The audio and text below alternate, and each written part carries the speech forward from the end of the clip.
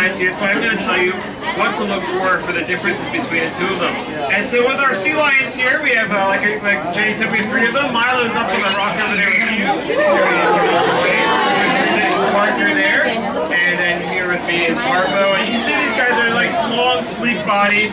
Overall dark brown from head to tail. And they have very distinct ear flaps right behind their eyes. I'm going to show you ear flaps over Harpo. Back there. And as you can also see, they have this very long front flippers. Can I show you flipper up again? There we go. Flippers. Now those help them in a variety of different ways. Now here on land, these guys are very agile. You see them all walking up here, climbing on these rocks. So they can do nice little circles over here. They can do little dances. They can actually, Parker's really good at being able to actually walk up on just his front flippers as well. So they are very agile up on land. Here's Parker going to show you how that works. And then in the water, these guys are also very agile. We saw some higher energy behaviors. You're going to see Harpo do some porpoises here. And they use those front flippers to be able to do these behaviors. This porpoise that Harpo is doing is a very important behavior because they'll actually use that as a way to be able to avoid predators like sharks and orcas. They also do something called Harpo do a pillar force as well, and they'll actually use his front flippers to get his body up and out of the water as well. However, one of the easiest ways to tell that one of our sea lions from a harbor seal is with the way that they sound, because a lot of people think the seals and sea lions all bark, but in fact it's only the sea lions that do it. So we're actually going to hear from our 2 younger sea lions here first, Harpo and Milo. So you're going to hear Harpo, who's a little bit older.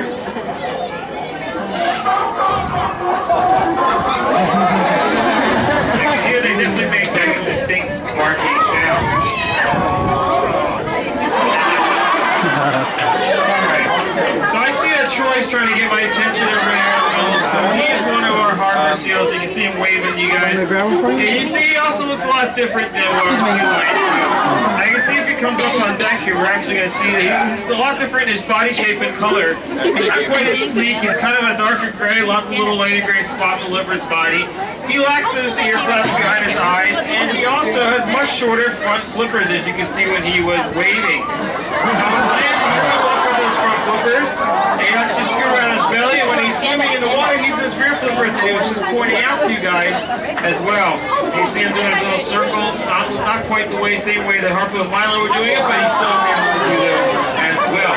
But he is able to do something better than our sea lions, and that is hold his breath. He can actually do it about twice as long as our sea lions, who can hold their breath for about 15 minutes. Troy over there can hold his breath for about 28 minutes or so. So I think, Jenny, we might have somebody who's going to help us do a little research on this today. That's right. We have Natalia, world famous seal researcher, who's going to come on up here and help me. I have a very handy stopwatch and a clipboard here, and Natalia's going to help us keep track of how long Troy can hold his breath. So we're going to send Troy underwater. We're going to time him to see how long it takes. So we got to count down for Troy. We're going to go 3, 2, 1, and then goodbye, Troy. Ready? So 3, 2, 1. Bye, Troy! And off he goes. All right, get started, Natalia. Did you got it? All right, we're good.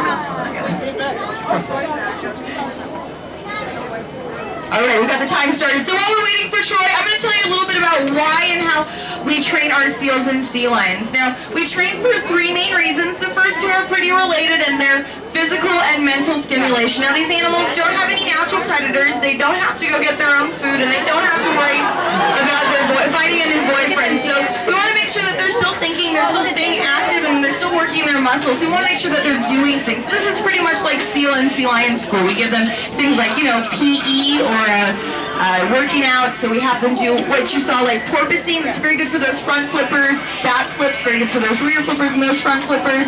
Having the seals and sea lions up on deck, moving around, getting active and staying active. It's really great. We want to make sure that their muscles don't deteriorate, that they're still very, very healthy. We also want to make sure their brains are still working. So by having them do things like memorize these commands and do them when they're asked to, it's a really good way to make sure they keep thinking. But we also give them puzzles. So we have toys in there that they can play with that will show them how to do things like we can put food in them, and they have to look and try to figure out how to get that food out of the toy and get the treat. So that's how we keep them thinking. What time are we at?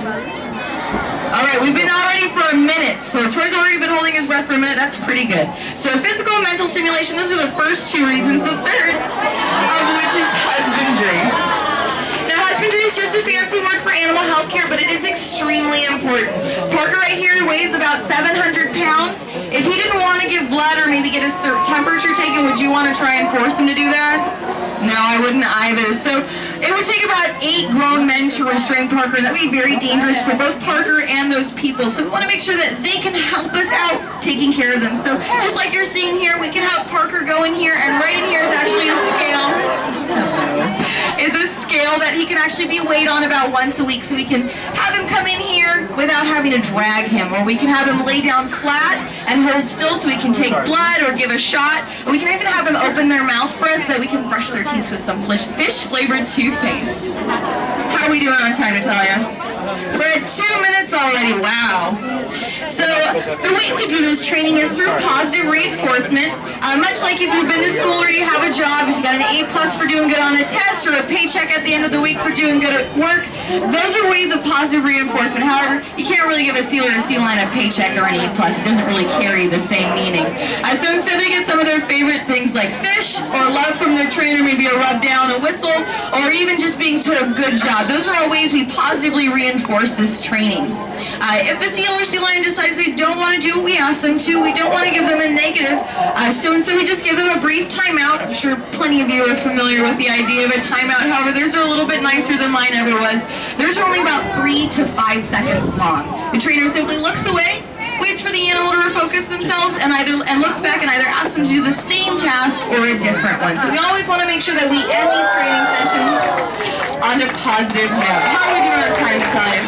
We are at 3 minutes. Do you guys want to wait around for another 25 minutes or so and find out if Troy can really hold his breath for 20 minutes? No, I don't either. So I think we should maybe bring Troy back. What do you think, Natalia? All right. So on the count of 3, we'll shout, "Come back, Troy." So 3, 2, 1. Come back, Troy! Oh, well, he is underwater. Let's try one more time.